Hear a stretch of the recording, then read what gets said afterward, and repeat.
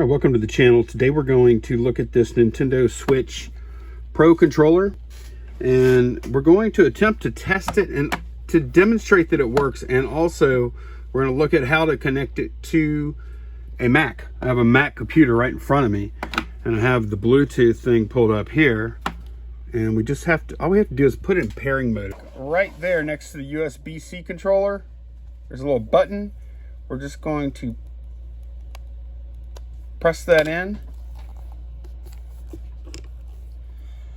Just going to press that in and hold it for just a second. And if you look at the front, you'll see it moving along there like a Kit from Knight Rider.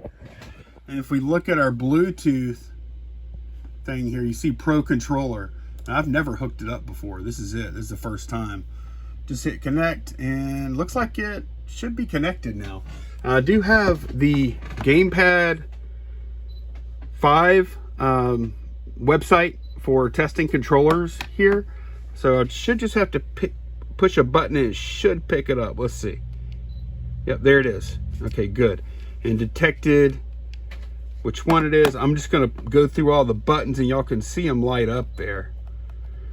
I'll do the shoulder buttons on the other side. I'm going to do that stick rolling around.